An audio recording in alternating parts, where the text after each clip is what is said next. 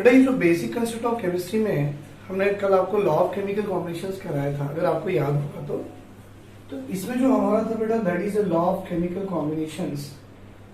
और इन law of chemical combinations में मैंने आपको law of conservation of mass करा के दिया था, लॉ ऑफ डेफिनेट की प्रोपोर्शन कराया था और law of constant proportion, definite constant और मल्टीपल प्रोपोर्शन करा के दिया था। एक काम करेंगे बेटा, एग्जाम में इस पर्टिकुलर टॉपिक से एग्जाम में क्वेश्चंस कैसे आते हैं पहले हम वो भी देखेंगे। सी है क्वेश्चंस कैसे आते हैं। क्वेश्चन पूछा है व्हाट वेट ऑफ, मतलब what is the weight of barium chloride, barium chloride मतलब BaCl2 would react with 24.4 gram of sodium sulfate, 4 gram of sodium sulfate to produce 46.6 gram of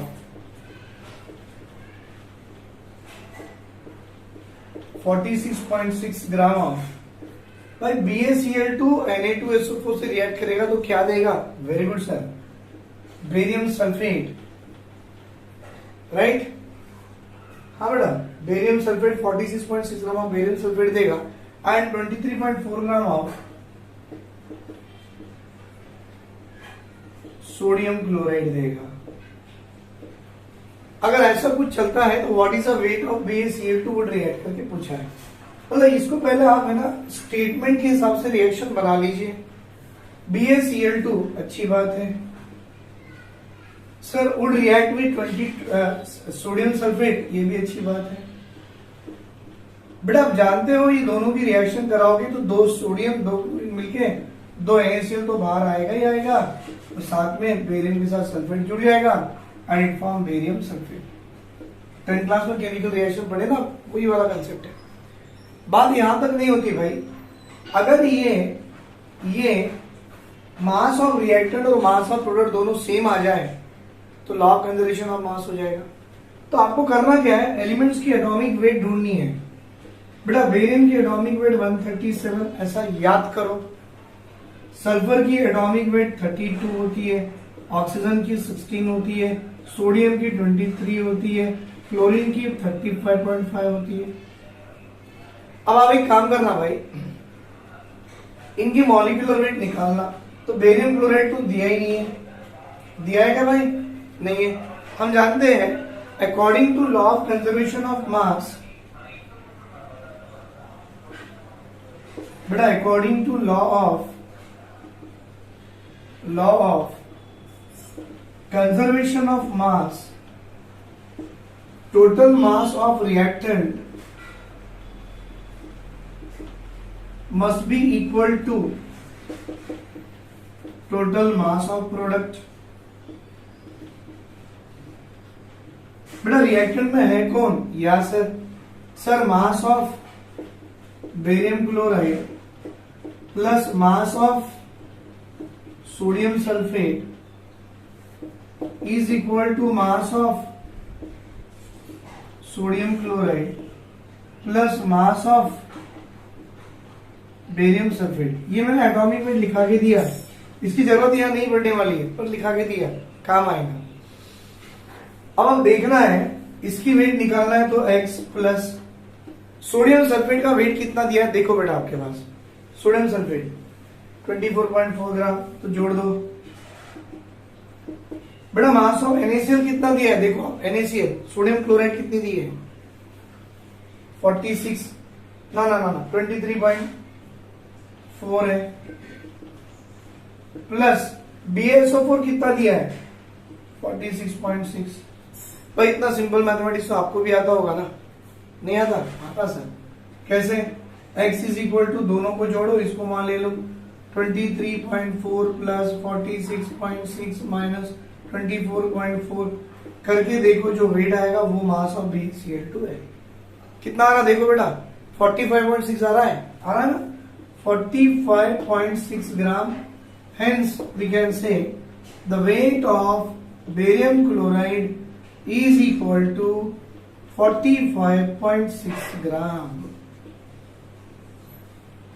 बेटा इसमें नंबर ऑफ मोल से फर्क नहीं पड़ता कि 2 लिए 3 लिए, अपने को क्या करना है, हमारा काम इतना ही है, जितनी प्रोडक्ट की मास होगी उतना रिएक्टेंट का मास होना चाहिए, ऐसा लॉ ऑफ कंजर्वेशन ऑफ मास बताता है। Is it clear? देख लो बेटा।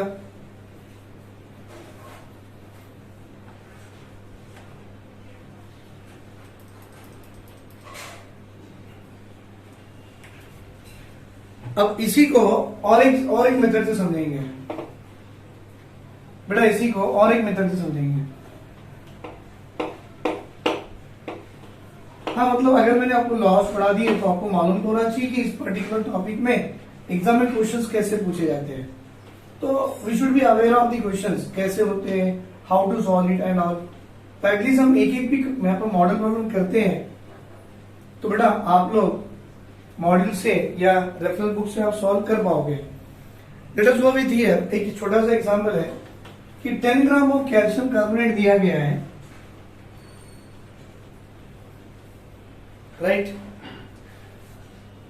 सर, ये 10 ग्राम ऑफ कैल्शियम कार्बोनेट दिया गया है। कैल्शियम कार्बोनेट मतलब CaCO3 होता है 10 ग्राम, और इस 10 ग्राम ऑफ कैल्शियम कार्बोनेट को अगर आप हीट कराते हो तो डिकम्पोज हो जाएगा and it gives on heating it gives CO2 कितना 4.4 ग्राम CO2 देता है। देन आपको अभी क्या करना है, determine the weight of CaO produced.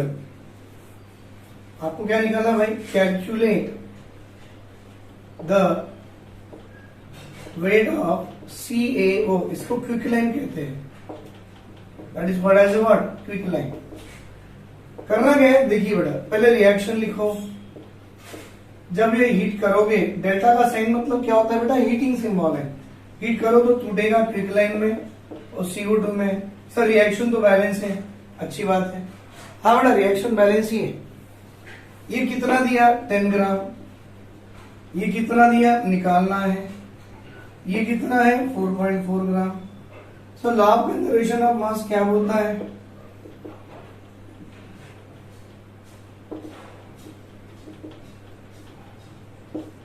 Sir mass of reactant total mass, right, total mass of reactant must be equal to total mass of the product,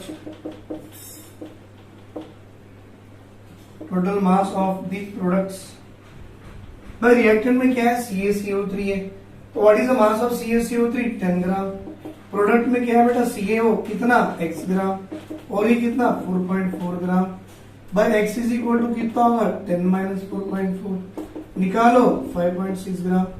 what is the x बेटा, mass of CaO, hence we can say the weight or mass of quicklime CaO is equal to 5.6 ग्राम।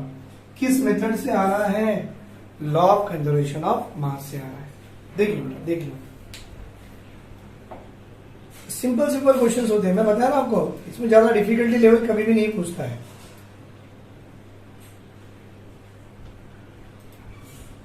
क्योंकि difficulty level पूछने के लिए यहाँ है भी नहीं कुछ। वेरी गुड, चलो अब एक काम करेंगे, अब दूसरा लॉ कौन सा था, मल्टीपल प्रोपोर्शन था और दूसरा डेफिनेट प्रोपोर्शन था। अब मैं नाम तो नहीं बताऊंगा, मैं क्वेश्चन लिख के सॉल्व करा के दूंगा और आप सोच के बोलना कि वो मल्टीपल है कि डेफिनेट है, उसी में से जो मैंने पढ़ाया उसी में से दूंगा आपको मैं। लेट अस टेक, थोड़ा क्वेश्चन ही बड़ा है क्योंकि लॉ है ना बेटा, तो लॉ के लिए ना थोड़े क्वेश्चन बड़े होते हैं, थोड़े बड़े बड़े क्वेश्चन आएंगे। I will try to write it बेटा, कुछ नहीं होगा, आप भी लिखेंगे मेरे साथ में। Weight of copper oxide, weight of copper oxide मतलब कॉपर ऑक्साइड का weight which is obtained by treating, obtained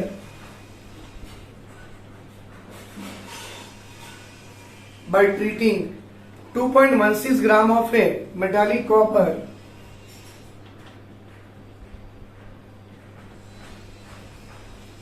2.16 gram of metallic copper with nitric acid.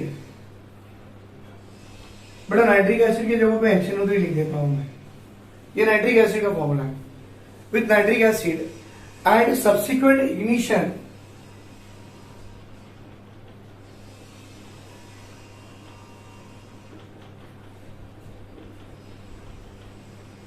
and subsequent ignition it was 2.70 gram।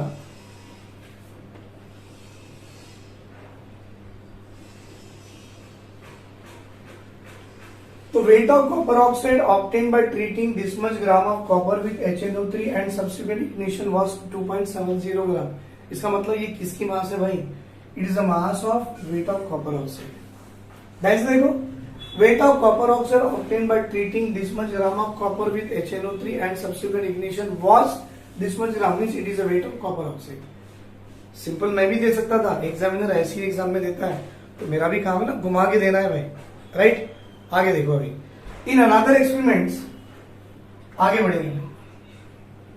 In another experiment बेटा हम और एक कोई दूसरा experiment कर रहे हैं, उसमें in another experiment 1.15 gram of copper oxide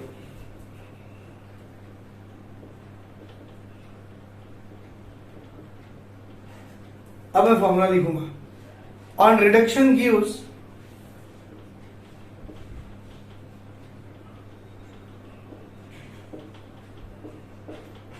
बेटा on reduction gives 0.92 gram of copper.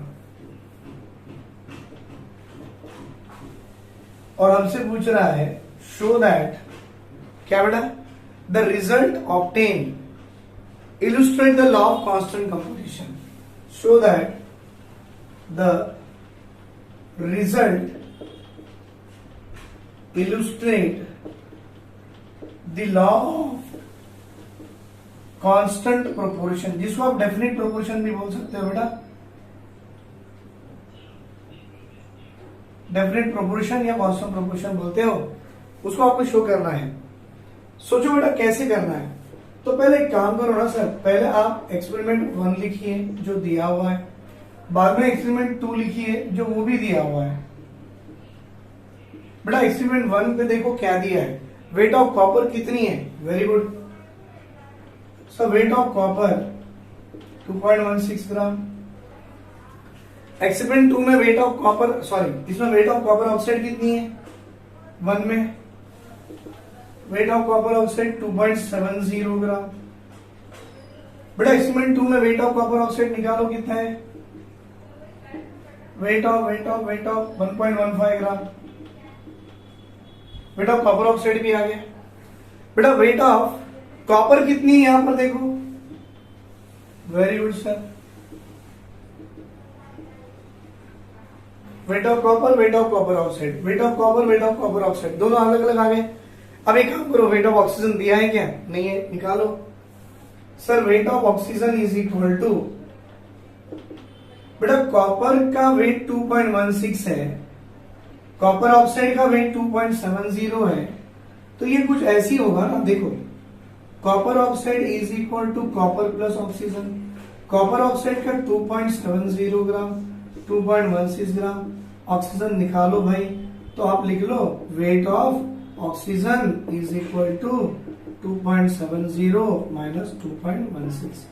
हाँ बेटा 16 मतलब 10 में से 6 गए 4, और यहां पर कितना आएगा, अभी 6 आएंगे, 6 से 1 गया 5, 0.54 gram is the mass of oxygen. यहां पे आ जाओ, copper oxide is equal to copper plus oxygen. बेटा ये 1.15, ये 0.92 और ये ऑक्सीजन, तो आपको आएगा sir weight of oxygen is equal to 1.15 minus 0.92।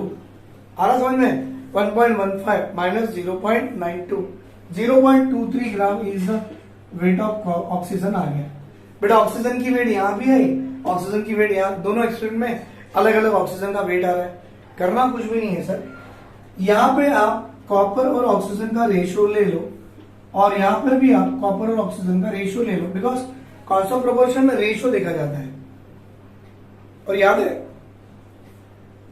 Compound कहीं से भी बनो बेटा, कंपाउंड कहीं से भी बनो, what ever the source of the compound, but the composition of the element present in the compound remain same, वो चेंज नहीं होता है। कल बताया था वाटर की बात किया था मैंने, कल वाटर की बात में क्या बताया था बेटा, वाटर सी से आओ कि रेन से आओ, वाटर तो वाटर ही है, और composition of hydrogen and oxygen is in the ratio of 2:16, 1:8, वही वाला है। अब आप देखो कॉपर की कितनी वेट है, 2.16, कॉपर की एटॉमिक वेट कितनी होती है, सॉरी ये 1.6 है, यहां पर ऑक्सीजन की कितनी आ रही है 0.54। बेटा जो लोअर वैल्यू है ना उसको दोनों से डिवाइड कर लो आप, अब लोअर वैल्यू ये है तो ये lower value by lower value, higher value by lower value, बेटा ये 1 आ रहा, ये देखो अप्रोक्सीमेटली कितना 4 टाइम्स आता है, तो कॉपर और ऑक्सीजन का रेशियो कितना आ रहा 4:1। यहां पे आ जाओ, कॉपर की वेट 0.92, ऑक्सीजन की 0.23, बेटा लोअर 0.23 है तो 0.23 बाय 0.23, और हायर को भी लोअर से ही डिवाइड कर दो। अरे भाई हम वैल्यूज निकाल रहे हैं ना, रेशियो निकाल रहे हैं, तो ये आ गया 1:2।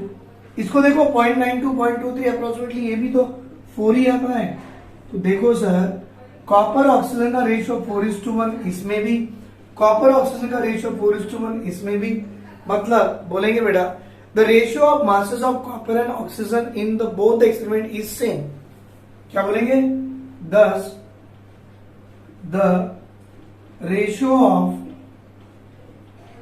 copper and oxygen in both experiment remains same,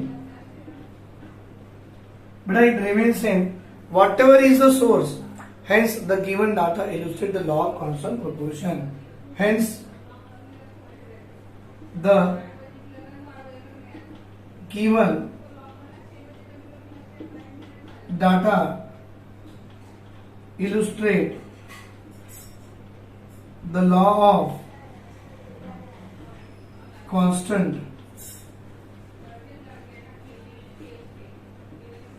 proportion। आ गया समझ में बेटा, ये है एग्जाम्पल जो आपको लॉ ऑफ केमिकल कॉम्बिनेशन में कल पढ़ाए थे, ऐसे क्वेश्चन आते हैं, इसका स्क्रीनशॉट ले लो बेटा।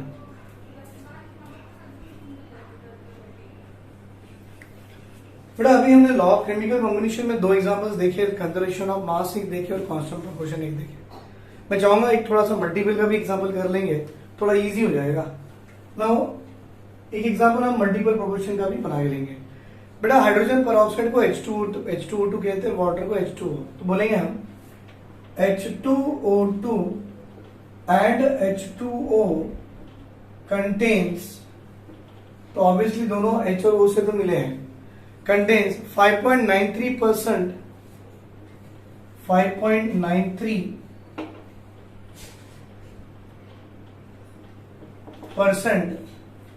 and 11.2% of hydrogen respectively. इसका मतलब H2O2 में हाइड्रोजन का परसेंट कितना है 5.93 और वाटर में हाइड्रोजन का परसेंट कितना है 11.2%। अब हमसे पूछा है show that the data illustrate the law of multiple proportion, बस इतना ही लिख दिया, show that the data illustrate the law of multiple proportion। बेटा मल्टीपल प्रोपोर्शन में क्या होता है, दो एलिमेंट एक दूसरे से कंबाइन हो जाएंगे और दो या दो से ज्यादा कंपाउंड बना लेंगे। उसमें अगर आप एक एक एलिमेंट की रेशियो निकालो तो आपको ऐसे दिखेगा, वन ऑफ द एलिमेंट का मास फिक्स है और जो fix mass of the element किसी दूसरे एलिमेंट से कंबाइन कर रहा है, तो combining element will beer a simple multiple ratio two each other. बना के देखेंगे भाई। देखो सर पहले आप कंपाउंड ऑफ H2O2 बना लो और बाजू में कंपाउंड ऑफ वाटर को बना लो। बड़ा H2O2 में हाइड्रोजन कितने ऑक्सीजन कितने उसकी रेशियो ले लो और इसमें भी हाइड्रोजन और ऑक्सीजन का रेशियो ले लो। बताओ मैं, अगर H2O2 में परसेंटेज ऑफ हाइड्रोजन आपकी 5.93 है तो बेटा 100 में से 5.93 गया तो बाकी बचा कितना? Yes sir, 94.07 is a percentage of oxygen. समझा ना बेटा? H2O2 में हाइड्रोजन की परसेंटेज 5.93 दिया है, तो 100 माइनस 5.93 करा लो, 94.07 इज द परसेंटेज ऑफ क्या? बचा वाला एलिमेंट कौन है? ऑक्सीजन। वैसे वाटर में हाइड्रोजन की परसेंटेज आपको 11.2 दे रहा है, तो 100 माइनस 11.2 बना लो भाई, 88.8 is the percentage of oxygen. दोनों भी आ गए। करना क्या है सर? मैंने आपको सिखाया, सिंपल वे क्या है, जो लीस्ट वैल्यू रेशियो निकालना है ना, तो लीस्ट वैल्यू को डिवाइड कर लो दोनों से। भाई लीस्ट तो ये है, least by least, higher value by least. बेटा least value, least by least, higher value by least. समझे आप? आसपास इसको निकालो तो 8 आता है, 7.92 एग्जैक्ट है, एग्जैक्ट है बेटा। और इसको 15.86 होती है, अप्रोक्सीमेट 16, अप्रोक्सीमेट 8। भाई 16 और 8 को अगर मैं लेना चाहता हूं, ये 1:16 अप्रोक्सीमेट लिया बेटा मैंने, इट इज अप्रोक्सीमेट। और ये 1:8, बेटा ये भी मैंने 8 जो लिया, ये अप्रोक्सीमेट लेके चला। बोलो सर इसमें फिक्स मास किसकी है? हाइड्रोजन का मास फिक्स है, और जिससे कंबाइन हो रहा है ऑक्सीजन से, दे बियर ए व्हाट? बेटा 2:1 हो या 1:2 हो, दे beer A what? Simple multiple ratio. तो हम कैसे लिखेंगे? Thus the ratio of weight of oxygen which combined with the fixed weight of hydrogen, thus the ratio, किसका रेशियो बेटा? ऑक्सीजन का। Ratio of weight of oxygen कितना बेटा? 16:8 है ना, ratio of weight of oxygen which combines with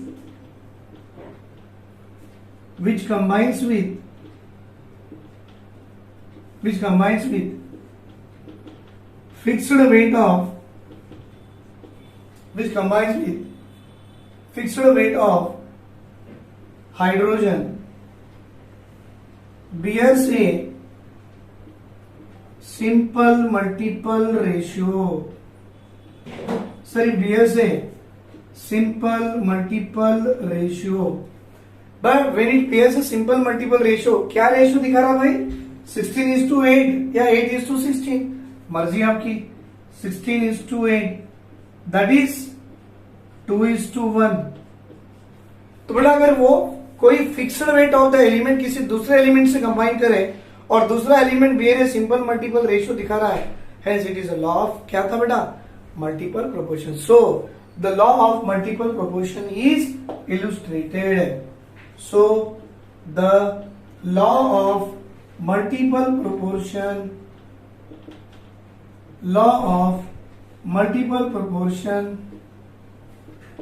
is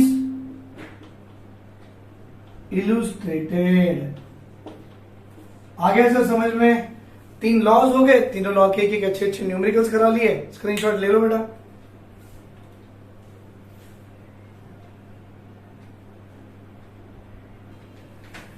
बेटा अब तक हमने देखे law of multiple proportion, definite proportion और कंजर्वेशन ऑफ मास। अब हम आएंगे लॉ ऑफ गैसेस वॉल्यूम। भाई आई थिंक ये 4 नंबर वाला होगा। Law of gaseous volume. Interesting part है, देख लो अच्छे से, समझ लो, बहुत काम आ जाएगा। फिजिकल केमिस्ट्री आसान कर देगा आपकी।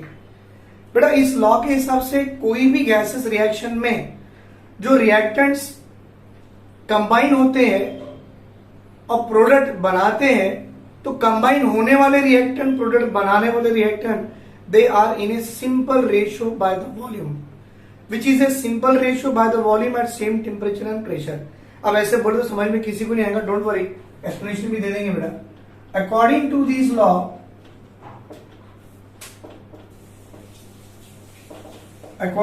दिस लॉ, जो रिएक्टेंट है, मतलब वो भी law applicable for gases reaction बेटा। According to this law, in the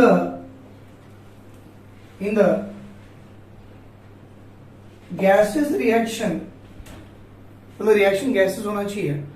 the reactants are always the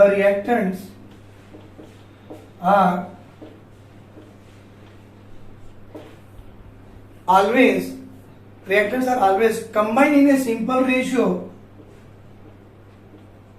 are always combined in a simple ratio। जो रिएक्टेंट्स है ना बेटा A plus B gives rise to C plus D वाला, तो जो reactant combine हो रहे हैं always combine in a simple ratio by volume, simple ratio by volume and form product and forms product. बेटा ये जो रिएक्टेंट्स जो कंबाइन होकर प्रोडक्ट बनाया है that to be in a what you can say in a simple ratio by volume, which is a simple ratio by volume. मतलब देखो simple ratio by volume of the reactant are combining and form the product which is a simple ratio again by volume. बोले का मतलब ये है भाई, reactants combine होकर product जो देते हैं, तो जो रिएक्टेंट कंबाइन हो रहे हैं they are combining in the simple ratio by volume, और प्रोडक्ट जो मिल रहा है they are also in the simple ratios by volume ही हो गए at same temperature and pressure, at same temperature and pressure. पहली बार जब हमारे सर ने या हमारे टीचर ने ये लॉ पढ़ाया था मुझे भी समझ में नहीं आया था, लेकिन ये लॉ की खासियत बताऊं मैं, एग्जाम्पल दे देना तो लॉ अपने आप आ जाता है। कैसे? देखो भाई अच्छा सा एग्जाम्पल है, अब मैं एग्जाम्पल ले रहा हूं, ये वाला H2 गैस के फॉर्म में, ये वाला Cl2 ये भी गैस के फॉर्म में। भाई ये दोनों रिएक्टेंट्स कंबाइन होकर आपको प्रोडक्ट दे रहे हैं, हाँ प्रोडक्ट दिया नहीं है? दिया है। तो देखो बेटा यहां पर क्या बोलना आपने, हाइड्रोजन कितना है? ये 1 है, मतलब आप इसको 1 वॉल्यूम बोल सकते हो। बेटा क्लोरीन कितना है? कुछ भी नहीं होता, नंबर कोफिशिएंट 1 है, तो सर इसको आप 1 वॉल्यूम बोल सकते हो। तो बेटा रिएक्टेंट जो कंबाइन हो रहे हैं they are combining with each other by the what you can say simple ratio of the volume, और इससे मिलने वाला जो प्रोडक्ट है भाई ये 2 है, तो आपको 2 वॉल्यूम ऑफ गैसेस प्रोडक्ट मिलते हैं। तो वही तो बोल रहा है बेटा, reactants are combining in a simple ratio by volume and form product which is also the simple ratio by volume. पर आप ये गलती मत करना सर ये 1 + 1 2 आया, ना ना ना ऐसा कुछ भी नहीं है, प्लस प्लस प्लस वाला नहीं है खेल। इतना ही बताना है कि ये 1 वॉल्यूम है, ये 1 है और ये 2 आया। बेटा क्योंकि ये आपको 1.5 दिख रहा है यहाँ नहीं, यहाँ पर 1.8 कुछ दिख रहा है नहीं, मतलब फ्रैक्शंस नहीं होते हैं, सिंपल रेशियो बाय वॉल्यूम होते हैं, मतलब होल नंबर होने चाहिए, 1 1 2 2 1 2 3 2 1 कुछ भी हो, होल नंबर हो, फ्रैक्शन में ना हो। मतलब इस एग्जाम्पल को देखिए अगर आपको लिखना है स्टेटमेंट तो क्या लिखोगे मालूम, 1 volume of hydrogen combined with 1 volume of chlorine to produce 2 volume of hydrogen chloride. देखो 1 volume of hydrogen combines with 1 volume of chlorine, 1 volume of chlorine and forms 2 volume of HCl। नाम क्या है भाई HCl का? Hydrogen chloride, right. ये है आपका gas what you can say gases volume. Actually ये गैसेस वॉल्यूम दिया किसने बेटा? गे लुकास ने दिया, GAY गे लुकास, hence it is also called as a Gay लुकास लॉ, LUSS।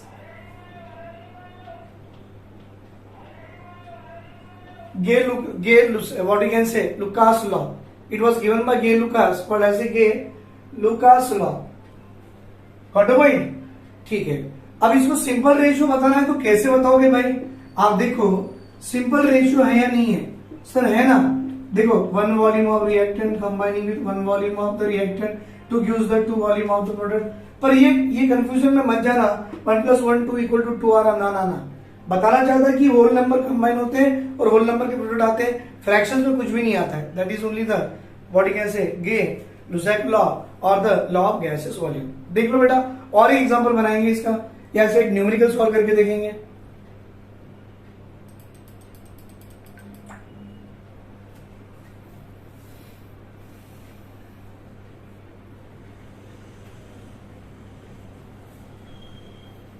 बेटा और एक अच्छा सा एग्जांपल मेरे पास में है, सबसे बढ़िया एग्जांपल ये है। मैं देखो क्या दे रहा हूं, ये आपके जो रिएक्टेंट्स कंबाइन हो रहे गैस में थे, प्रोडक्ट आने वाला भी गैस में, तो गैसेस रिएक्शन के लिए ये लॉ एप्लीकेबल है बेटा। N2 प्लस 3H2 गैस के फॉर्म में, it gives 2 moles of ammonia, भाई ये भी गैस के फॉर्म में। सर इसको देख के अगर मुझे स्टेटमेंट लिखना है तो मैं कैसे लिखूं, बोलो। 1 volume of nitrogen combine with कितना बेटा, 3 वॉल्यूम ऑफ हाइड्रोजन, है ना बेटा। ये 1 वॉल्यूम है, ये 3 वॉल्यूम है।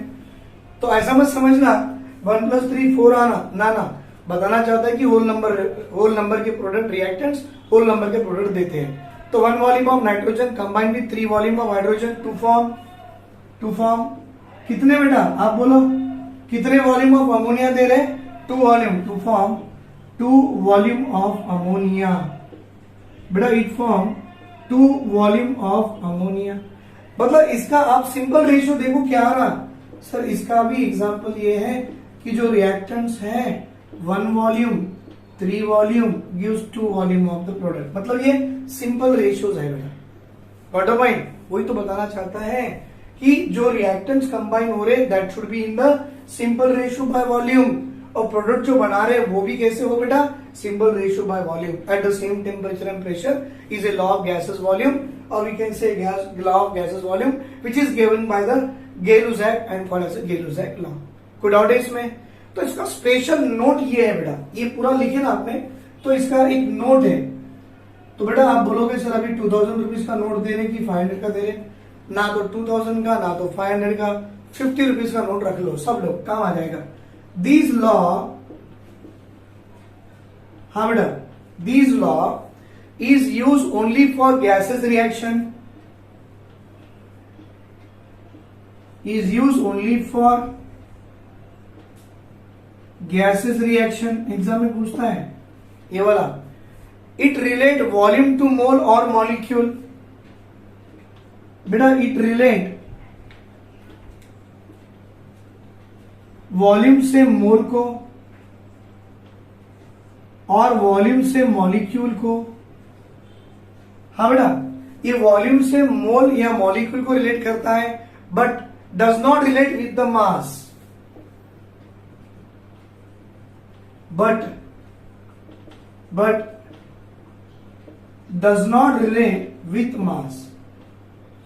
ये मास को रिलेट नहीं करेगा, वॉल्यूम से मोल को रिलेट कर सकता है, वॉल्यूम से मॉलिक्यूल को रिलेट करेगा, बट वॉल्यूम से मास को रिलेट नहीं करता है। इसको समझने के लिए इसका एक न्यूमेरिकल कर लेंगे ना, सब बच्चों को अच्छे से समझ में आ जाएगा। इसका स्क्रीनशॉट ले लो बेटा आप लोग।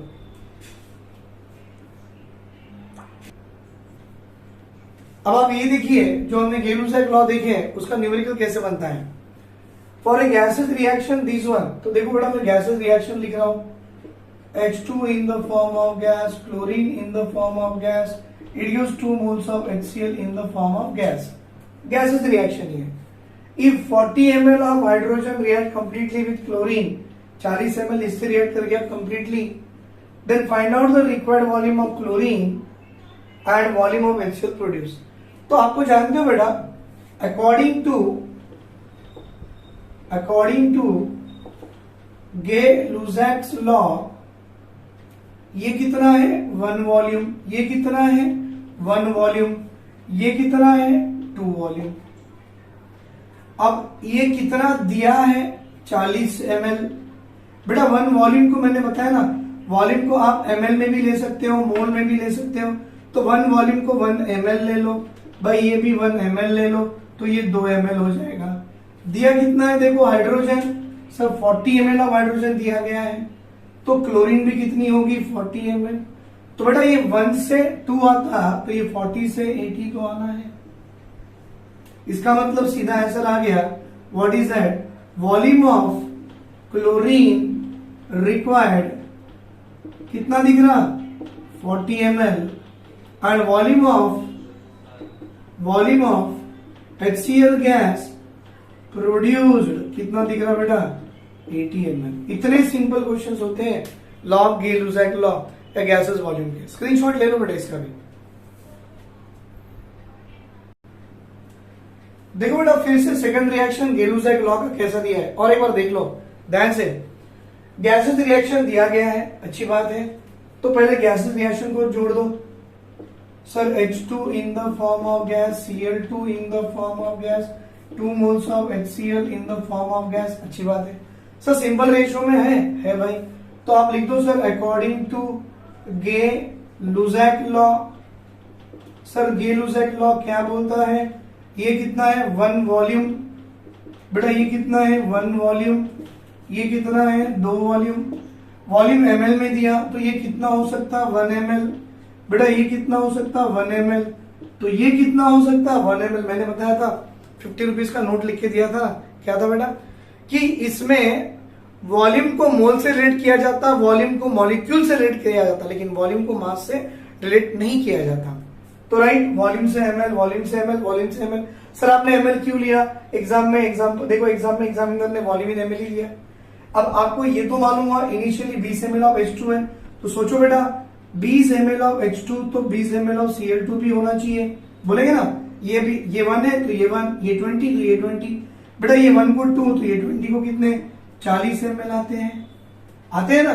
तो सीधा आपको क्या पूछा है, what is the volume of HCl produce, मेरा पहला काम बन गया। Volume of HCl produce is equal to 40 ml। Sir मैं भी खुश, मेरा आंसर भी खुश, क्योंकि मैंने वॉल्यूम ऑफ HCl निकाल दिया। लेकिन अब देखो अनरिएक्टेड वॉल्यूम ऑफ क्लोरीन निकालना है, क्योंकि 30 ml ऑफ क्लोरीन दिया है, तो आपने क्या बोलना है बेटा, यहां पर 20 ml of H2 combines with 20 ml of chlorine. ये यहां से लिखा मैंने, but what is the actual volume of chlorine is given, तो लिखना actual volume of chlorine is given कितना 30 ml। 30 ml में से कितने ml रिएक्ट हुए, तो बेटा reacted volume of Cl2, 30 ml में कितना क्लोरीन रिएक्ट करा, तो reacted volume of chlorine is equal to 20। तो भाई ये जो बचा होगा वो कितना होगा 10। What is this, it is the unreacted volume of chlorine. आ रहा समझ में, हाँ, क्योंकि बेटा आपको actual volume of chlorine 30 ml दिया था, 30 में से 20 रिएक्ट कर गया, बचा कितना 10 ml, और मेरा आंसर तो यही है बेटा, क्योंकि मुझे पूछा भी हुई है, क्या पूछा है, अनरिएक्टेड वॉल्यूम ऑफ क्लोरीन पूछा है, that is equal to 10 ml। देखो बेटा ऐसे ऐसे क्वेश्चन आपको गे-लुसाक लॉ से मिलने वाले हैं। ले लो बेटा इसका स्क्रीनशॉट ले लो।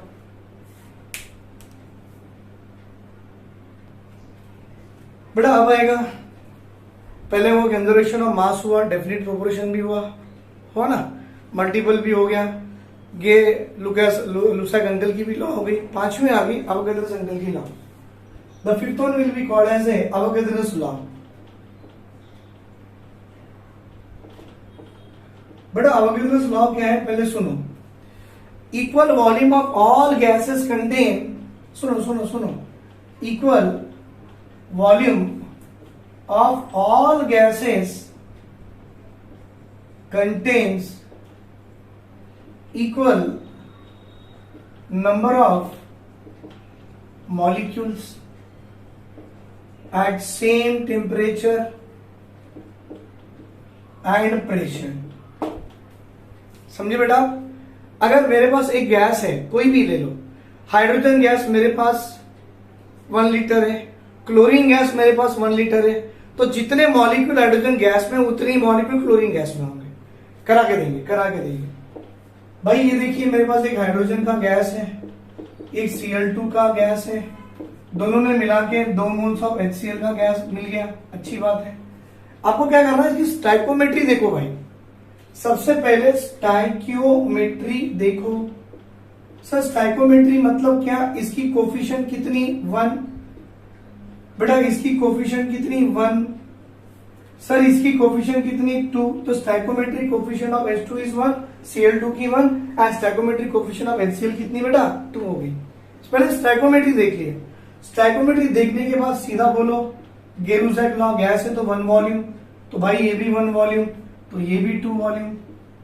गैस है ना सर, अभी तो देखे हमने, अच्छी बात है। तो बेटा वॉल्यूम को मॉलिक्यूल से रिलेट कर सकते हो। सर ये n मॉलिक्यूल्स हो सकते हैं। n मतलब बहुत सारे, मर्जी जो n की वैल्यू लोगे वही वाले n मॉलिक्यूल्स यहां भी होंगे। बेटा अगर ये 1 वॉल्यूम को n लेते हो, 1 को n लेते हो, तो 2 को आप 2n मॉलिक्यूल्स नहीं ले सकते? क्यों नहीं ले सकते सर? दैट मीन्स आपको क्या आ रहा है इसमें, अगर n मॉलिक्यूल दिख रहा है, अच्छे से देखो बेटा, ये अगर आपको मॉलिक्यूल्स में पूछा जाए तो बेटा n मॉलिक्यूल्स है। अगर मैं इसको n/2 मॉलिक्यूल लिखूं, n/2 मतलब 1/2 मॉलिक्यूल, अगर इसको मैं लिखता हूं तो बेटा ये भी मेरा 1/2 मॉलिक्यूल नहीं हो सकता? मतलब हम बना रहे बेटा, कुछ भी हो सकता ना। अगर ये n मॉलिक्यूल है, ये n, ये 2 है, बेटा ये आधा मॉलिक्यूल हो गया, तो ये भी आधा मॉलिक्यूल, तो ये कितना होगा भाई? देखो ये आधा, ये आधा, देखो n को 2n, तो आधे को ये कितना? सर ये 1 मॉलिक्यूल हो गया, नहीं होगा? Yes sir.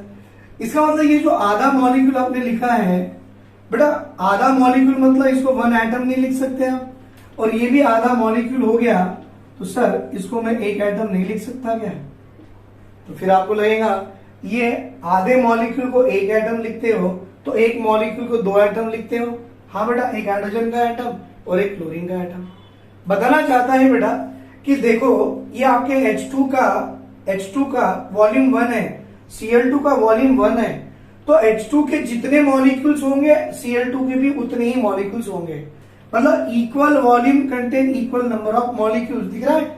Equal volume contain equal number of molecules at same temperature and pressure. This is a law given by होम? Avogadro's law. स्क्रीनशॉट ले लो बेटा इसका।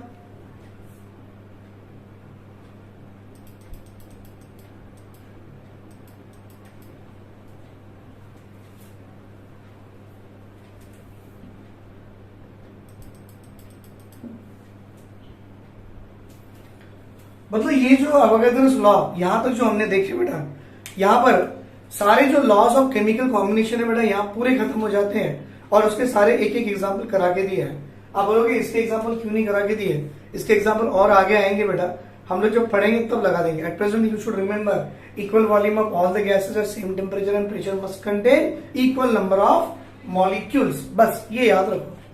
राइट बेटा, इसका स्क्रीनशॉट ले लो एक बार।